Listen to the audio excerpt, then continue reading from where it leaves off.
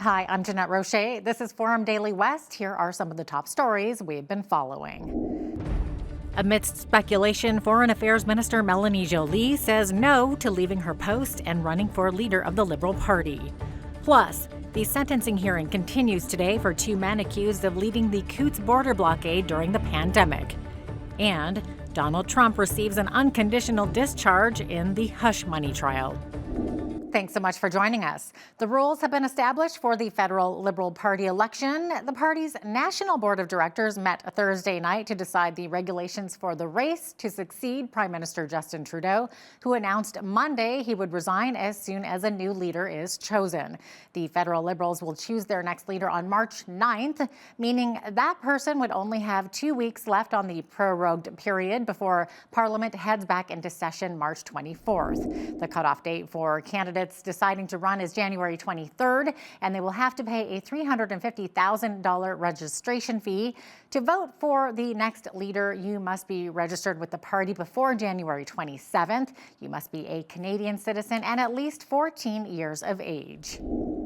Foreign Affairs Minister Melanie Joly is bowing out of the race to replace Trudeau as Liberal leader, making her the second cabinet minister to choose their current job over the chance to run for prime minister.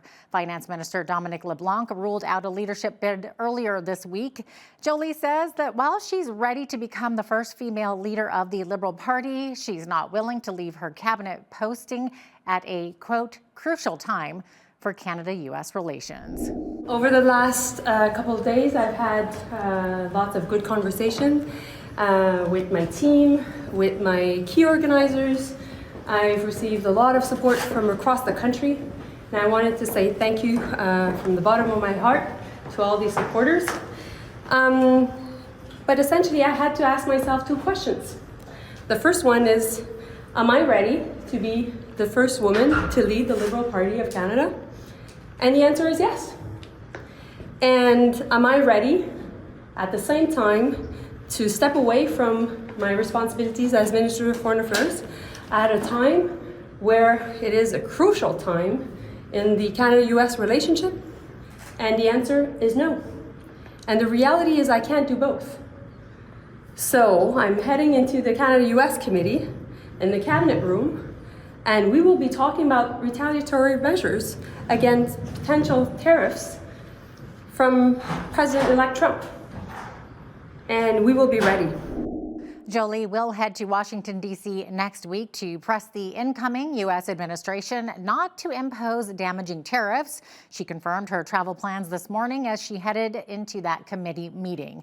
This comes as Donald Trump has threatened to impose 25% tariffs on Canadian and Mexican goods when he's inaugurated later this month.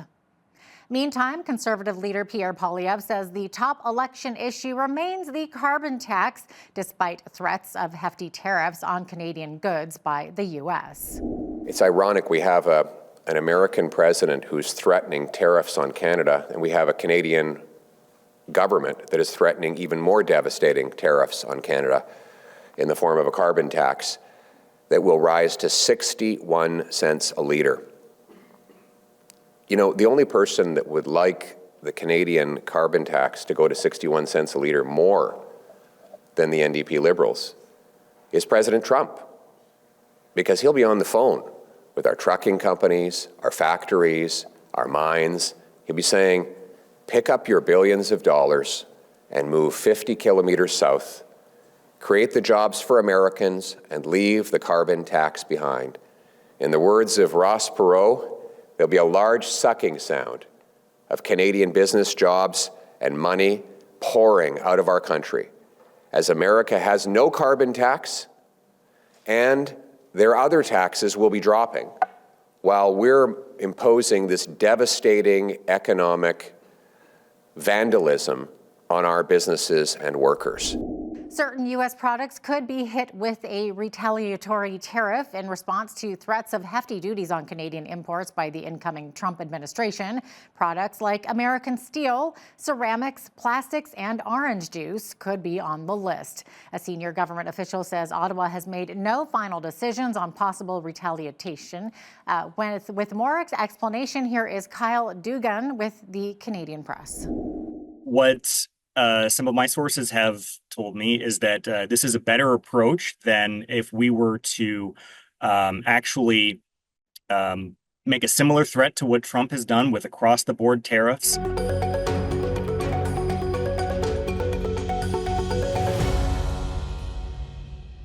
Prime Minister Justin Trudeau says Canada will never become the 51st state after escalating jabs from President-elect Donald Trump.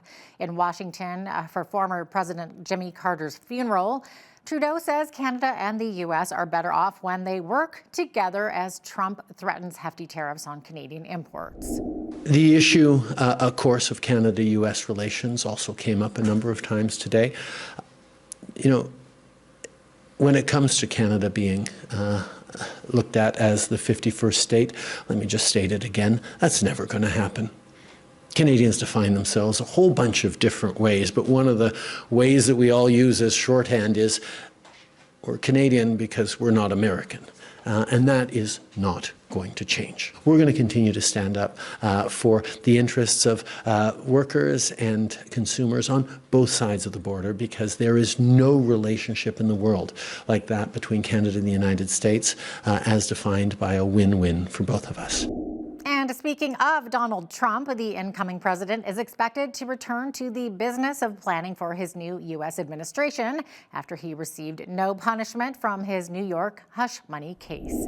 During today's sentencing hearing, Manhattan Judge Juan M. Merchan gave Trump an unconditional discharge for all 34 felony counts of falsifying business records to hide a $130,000 hush money payoff to porn actor Stormy Daniels during the 2016 election campaign.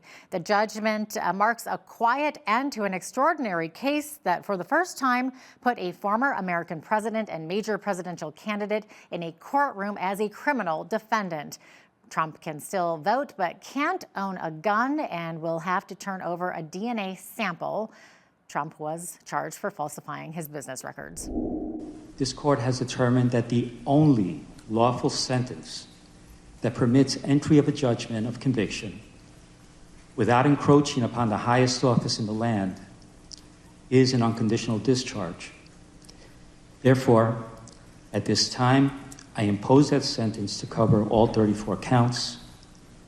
Sir, I wish you Godspeed as you assume your second term in office. This has been a very terrible experience. I think it's been a tremendous setback for New York and the New York court system. It's been a political witch hunt. It was done to damage my reputation so that I'd lose the election, and obviously that didn't work. This has been a weaponization of government. They call it lawfare. Never happened to any extent like this, but never happened in our country before.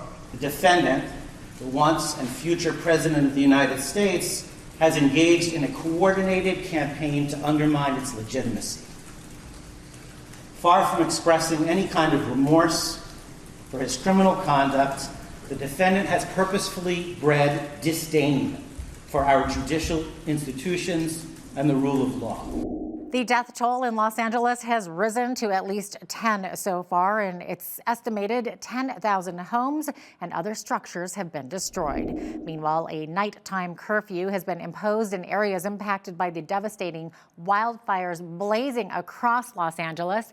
The rule will be in effect in the Pacific Palisades and Eaton fire areas as police warn that anyone involved in, quote, despicable looting will be arrested. In an interview Thursday with our U.S. correspondent, Lisa Daftari described some of the devastating acts that have been taking place across fire-ravaged Los Angeles. There's been looting, and there's been upwards of 20 or 30 people who have been arrested for looting and taking advantage of the situation, waiting for people to evacuate, to raid their homes, to raid their businesses. Just horrific. And there have also, very, very unfortunately, we know Mother Nature has played a big role in these fires, but there have also been arsonists who are setting deliberate fires. Think about the level of evil that we're talking about here for people to actually set fires and to just stand back and watch, whether they're, doing it for insurance fraud or whether they're, homeless or whether these are, the migrants who are unhoused. I mean, it's mind-boggling to think that there is that kind of evil out there. But as I said, Jeanette, we're also seeing a lot of humanity and a lot of people coming together to help each other through this crisis. A Canadian plane helping to fight wildfires in Los Angeles is now out of service after colliding with a civilian drone. It's a federal crime to fly a drone during firefighting. A pair of Quebec water bombers and their crews have been helping since Tuesday to fight the massive fires, which have killed at least 10 people. The LA County Fire Department says there were no injuries in the drone collision. When we return, we'll have more of the top stories from the West with Forum Daily West.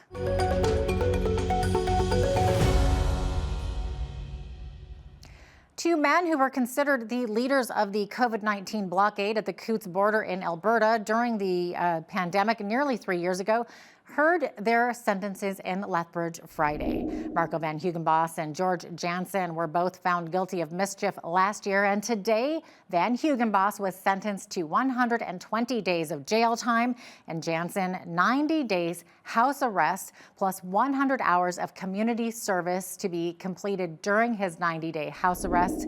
According to the justice, Jansen also is not allowed to enter the communities of Coutts or Milk River, Alberta during his 90 days house arrest. In an interview Thursday evening, Van Hugenbos and his defense attorney, Brendan Miller, said they were hoping for a discharge. We're here, we showed up, we fought the fight that we felt was there from the beginning, ramifications aside. The third suspect in a Lethbridge homicide investigation who turned herself in last Friday had a court appearance Thursday. Melissa Christelle Tidland, 23 of Pincher Creek, has already retained counsel, but her court date has been adjourned until Monday. She is one of three suspects named in the Boxing Day murder of 34-year-old Christina Weber, which occurred at the Super Lodge Motel.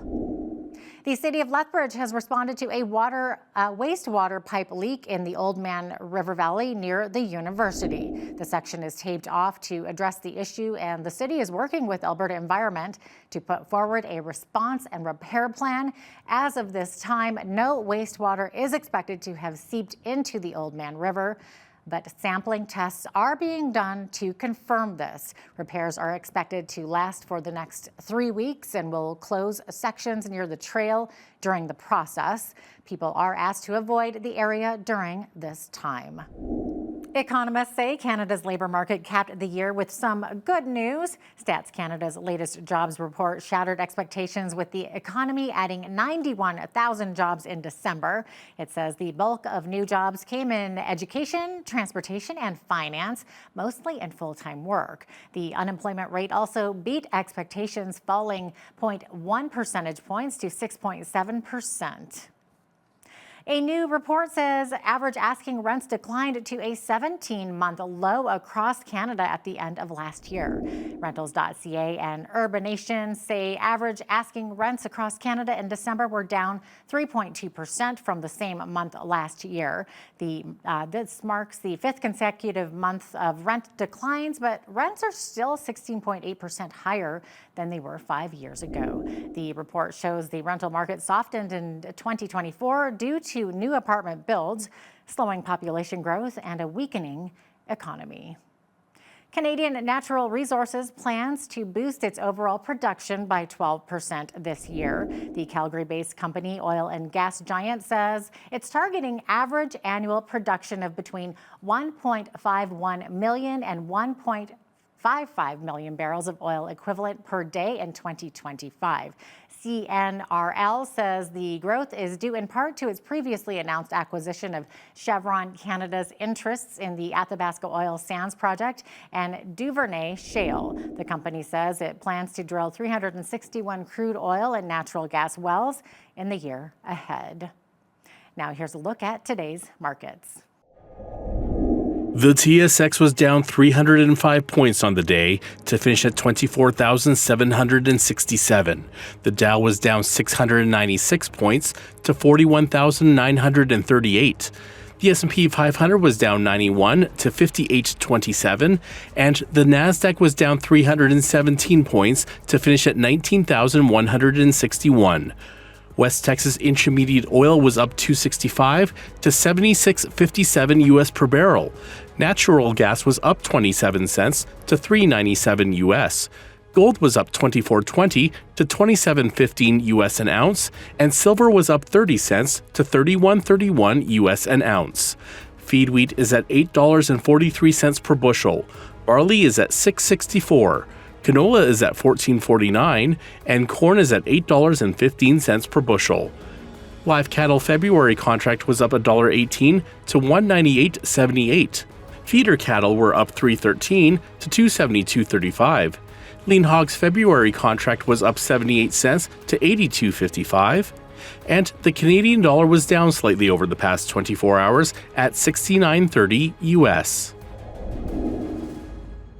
Recapping one of our top stories, the federal Liberals will choose their next leader on March 9th, meaning that person would only have 2 weeks before Parliament heads back into session March 24th. That is your Forum Daily West report. I'm Jeanette Roche. Thanks so much for watching.